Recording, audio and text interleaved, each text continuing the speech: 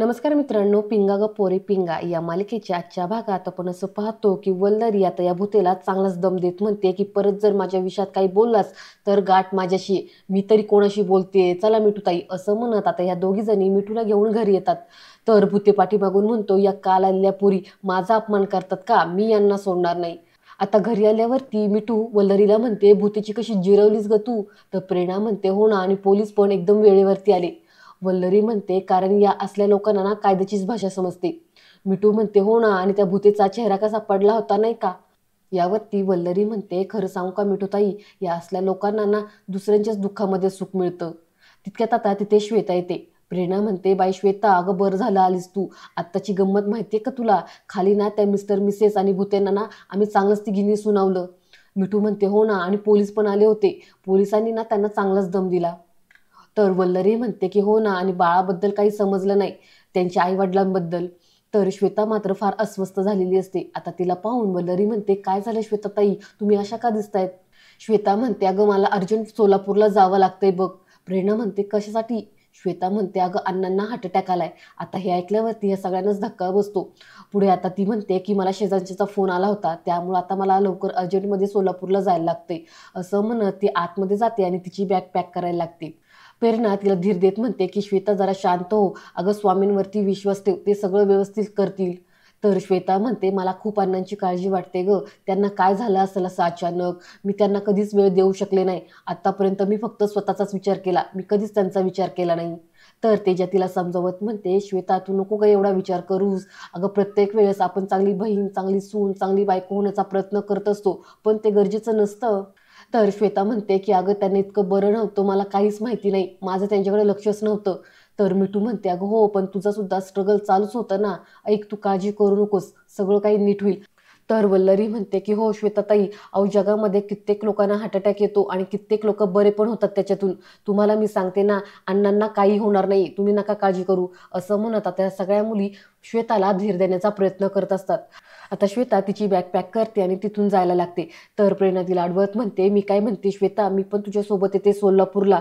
अगं तू एकटी कुठे कुठे धावपळ करशील, मी पण लगेच आवरते आणि मी पण येते तुझ्यासोबत. तर श्वेता म्हणते, अगं तू वेडी झाली आहेस का, अगं इतक्या प्रयत्नानंतर तुला इतक्या ऑर्डर्स मिळाल्यात, तू तुझ्या डब्यांचं काम सोडून अशीच येणार आहेस का माझ्यासोबत. यावरती प्रेरणा म्हणते, श्वेता अगं स्वार्थी विचार करायची ही वेळ नाहीये, तुला आता जास्त गरज आहे ना माझी, मी येते. श्वेता म्हणते, अगं तुझ्या डोक्यावर एवढं टेन्शन आहे आणि आता बाळ सुद्धा आहे, बाळाची पण जबाबदारी आहे. तेजा म्हणते की एक मिनिटं, मी एक काम करते, मी येते तुझ्यासोबत, माझं तसंही वर्क फ्रॉम होमच आहे, मला जमेल. श्वेता म्हणते, अगं नको येऊस तू, तुझी खरंच इथे गरज आहे, बाळाची पण जबाबदारी आहे तुमच्या सगळ्यांवरती, तुमचं इथं राहणं गरजेचं आहे, मी जाते एकटी.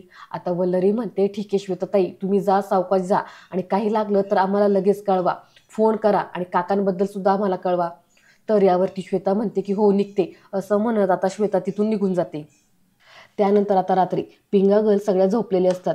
वल्लरीला मनूचं स्वप्न पडतं आणि ती स्वप्नातच बडबड करू लागते की अहो कोणीतरी बघेल ना, नका ना पाणी उडू, अहो माझी साडी भिजेल, असं का करतायत तुम्ही, असं ती स्वप्नात बडबड करू लागते. आता मिठू तिची गंमत पाहू लागते आणि तिला म्हणू लागते की अगं मनोज नाहीये, उठ, बाळाने सू केली, असं ती तिला हात लावून उठवायला लागते. तर आता वल्लरी स्वप्नातच बडबड करू लागते की अहो हात नका लावू मला, अहो कुणीतरी बघेल. तर आता मिठू तिला जोरजोरात हात लावून उठवते आणि म्हणते की अगं वल्लरी उठ, बाळाने सू केली. असं म्हटल्यावरती आता वल्लरी खडकीने जागी होते आणि ती स्वतःचीच हसू लागते. मिठू पण तिला चिडू लागते की काय मनोज भाऊजी आलते का स्वप्नामध्ये, अगं बाळाने सू केली आहे. तर आता वल्लरी उठते आणि तिला म्हणते की तुम्ही पण ना मिठूताई खूप मस्तीखोर झालात हा, तुम्ही जा, तुम्ही बाहेर जाऊन झोपा, तोपर्यंत मी हिचं आवरून घेते. असं म्हटल्यावरती आता मिठू तिथून उठते आणि बाहेर जाऊन तेजाच्या अंगावरती पडून झोपते. आता तेजासुद्धा झोपेत बडबड करू लागते की राधा प्लीज यार, आत्ता नाही, आत्ता रात्र झाली, मला झोपू दे, तू पण झोप, आत्ता नाही त्रास द्यायचा. तर आता तितक्यात वल्लरी तिथे बाळाला घेऊन येते. ती प्रेरणाला उठवते आणि प्रेरणाला म्हणते की बाळाने आतमध्ये सू केली, मी चादर बदलते, तोपर्यंत बाळाला घ्या. आता ती बाळ प्रेरणाकडे देते आणि आतमध्ये निघून जाते. पुढे आता थोड्या वेळानंतर बाळ खूप रडू लागतं. आता वल्लरी तिला शांत करायचा प्रयत्न करत असते, पण ती काही राधा शांत व्हायला तयार नसते. आता ह्या सगळ्याजणी उठतात. तेजा म्हणते की मी अंगाई गीत म्हणते. आता ह्या सगळ्याजणी नाही हो म्हणता म्हणता तेजा अंगाई गीत म्हणायला लागते. तर प्रेरणा बाळासाठी दूध घेऊन येते, पण बाळ काय शांत व्हायला तयारच नसतं. अख्खी रात्र ह्या सगळ्या मुलींची जागरणातच जाते. त्यानंतर आता दुसऱ्या दिवशी सकाळी सगळ्यांच्या डोळ्यांवरती झोप आलेली असते, खरंच ही रात्रीची जागणारी मुलं ना खरंच खूप बेकार असतात बरं का. रात्रीचं रडून रडून आपल्याला जागवतात आणि त्याच्यामुळं दुसऱ्या दिवशी ना आपल्याला याचा भयंकर त्रास होतो. आता हीच गत या मुलींची पण झालेली आहे. प्रेरणा तेजाला कॉफी देते तर वल्लरीला चहा देते. आता तेजा म्हणते की काय राव, काम कसं करायचं सुचत नाहीये, खूप झोप येते मला. पुढे ती म्हणते काय राव, ही श्वेता गेली तर गेलीच, तिने परत फोन करून काही आपल्याला कळवलं सुद्धा नाही. प्रेरणा म्हणते हो ग, गडबडीत असेल ती. तर तेजा म्हणते थांब मी तिला फोन करून विचारते. असं म्हणत आता तेजा श्वेताला फोन करते आणि तिच्या बाबांची चौकशी करते. तर आता श्वेताकडून यांना कळतं की तिच्या बाबांची तब्येत ठीक ठीक आहे, आता ते स्टेबल झालेत. तेवढ्या तिथे मिठू येते. आता मिठूला पण कळल्यावरती मिठू म्हणते चला, एक टेन्शन तर गेलं, मी झोपते. असं म्हणत ती बेडवर येऊन परत एकदा झोपते. आता तिला असं झोपलेलं पाहून ते जेव्हा वैतागतच म्हणते यार मला पण झोप हवी यार, काय कंडिशन आहे माझी, ह्या कंडिशनमध्ये मी कसं काम करणार आहे कोणास ठाऊक. प्रेरणा म्हणते हो ग, मला पण डबे कसे बनवायचे ना हा प्रश्नच पडलाय.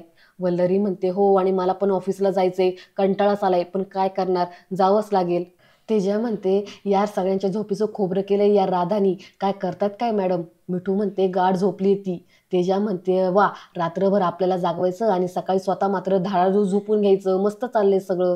प्रेरणा म्हणते काय ग तेजा, असं का बोलतेस ग, लहान पोराबद्दल असं बोलू नये, तिला कळतं का या सगळ्या गोष्टी. तेजा म्हणते हां, तिला काय सकाळी उठून ऑफिसला जायचं नाहीये, डबे बनवायचं नाहीये, कुठल्या फॉर्मवरती जायचं नाहीये, तिची आपली रात्रभर पिरपिर आहे का आणि दिवसभर या बॉसची पिरपिर आहे का. झोपच पूर्ण होत नाहीये यार माझी, खूप चिडचिड होतीये, काय करू ना काही सुचत नाहीये. असं ही तेजा फार वैतागतच म्हणते. वल्लरी म्हणते चला तुमचं चालू द्या, मी निघते, मला ऑफिसला जायला उशीर होतोय. असं म्हणत आता वल्लरी तिथून निघते. त्यानंतर आता तेजाची तिच्या बॉससोबत एक मीटिंग चाललेली असते, पण झोपेमुळं तेजाचं अजिबात त्या मीटिंगमध्ये लक्ष नसतं. आता तिचा बॉस पण तिच्यावरती चिडतो आणि म्हणतो की तेजस्विनी हॅलो, ऐकतेस ना, अगं एका मीटिंगवरती मी एवढा वेळ घालू शकत नाही, मध्येच कुठे गायब होतीस तू, हॅलो तेजस्विनी, असं ते आता आवाज देतात. आता तेजा जागी होते आणि म्हणते की हॅलो सर, सॉरी सॉरी, चुकलं, ते काय झालं ना, रात्री माझी झोपच झाली नाही त्याच्यामुळं असं होतंय, सॉरी, इथून पुढे असं होणार नाही. असं म्हणत आता ही फोन कट करते. दुसरीकडे प्रेरणा सुद्धा झोपेतच स्वयंपाक तिचा चालू असतो. आता तेजा मोठ्यानेच ओरडते आणि वैतागतच म्हणते अरे यार हिचं करा काहीतरी, ह्या कार्टीमुळे ना माझी नोकरी जाईल एकदाची. तर प्रेरणा तिला म्हणते की अगं तेजा हळू बोल, अगं शांत हो, अगं ती लहान आहे, त्या बिचारीला काय कळतंय ग, लहान मुलांबद्दल असं बोलू नये. तर तेजा वैतागतच म्हणते की अगं बॉस चिडला माझ्यावर कारण की मी मीटिंगमध्ये झोपली होती. प्रेरणा म्हणते हो ग, मला पण खूप झोप येते, पण असू दे, त्या बिचारीची काय चूक त्यामध्ये. तेवढ्यात आता प्रेरणाला कस्टमरचा फोन येतो. आता समोरची व्यक्ती प्रेरणाला म्हणते की अहो काय आहे, किती तिखट डबा केलाय, कसा खायचा आम्ही हा डबा. आता प्रेरणा तिची माफी मागते आणि फोन कट करते. परत एकदा लगेच दुसरा फोन प्रेरणाला येतो. आता समोरची व्यक्ती म्हणते अहो काय आहे, कुणी केला हा डबा, अहो किती फिक्कट जेवण बनवलंय, काही चवच नाहीये त्याला. तर प्रेरणा त्या व्यक्तीची सुद्धा माफी मागते आणि फोन कट करते. आता तेजा हे ऐकते आणि म्हणते काय ग, तुला कुणी झापतंय का. प्रेरणा म्हणते हो ना गं, गडबडच झाली माझ्याकडून, ज्याला तिखटाचा डबा जायला हवा होता त्याला अळणीचा डबा गेला आणि अळणीवाल्याला तिखटाचा डबा पाठवला गेला. आता यावरती तेजा हसत म्हणते आता कळलं तुला की झोप झाली नाही की मग काय काय होतं ते. त्यानंतर दुसरीकडे आपण असं पाहतो की वल्लरी ही सुद्धा तिच्या ऑफिसमध्ये जरा डुलक्या काढत असते. आता तिथे एक कलिग येते आणि ती म्हणते अगं वल्लरी काय झोपा काय काढतेस. आता वल्लरी जागी होते आणि म्हणते सॉरी सॉरी.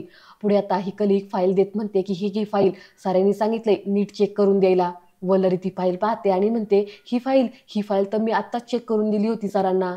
यावरती कलिग म्हणते हो ना, त्यामुळं सर खूप चिडलेत तुझ्यावरती, अगं किती चुका केल्यास तू यामध्ये, सर म्हणाले काही झोपेत काम करते की काही, आणि इथं येऊन पाहते तर तू खरंच झोपा काढतेस, ही पुन्हा एकदा चेक कर फाईल आणि लगेच दे. वल्लरी म्हणते की हो सॉरी, लगेच देते आणि नीट चेक करते. आणि आजचा भाग इथे संपतो. आता पुढील भागात आपल्याला असं पाहायला मिळतं की आता वल्लरीची ही कलिग वल्लरीला म्हणते की तुमच्याकडे सापडलेल्या त्या बाळाचे आईवडिलांचा पत्ता काही लागला की नाही.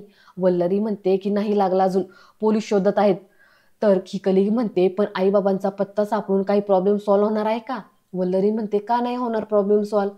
यावरती ती कलिग म्हणते की जे मूल त्यांना नको होतं तेच त्यांना तुम्ही परत नेऊन दिलं तर ते त्यांना तिसरीकडे नाही सोडून देणार का, मग त्यावेळेस तुम्ही काय करणार आहेत. आता हे असं हिने म्हटल्यावरती वल्लरीला टेन्शन येतं आणि ती स्वतःशीच विचार करत म्हणते खरंच असं जर झालं तर.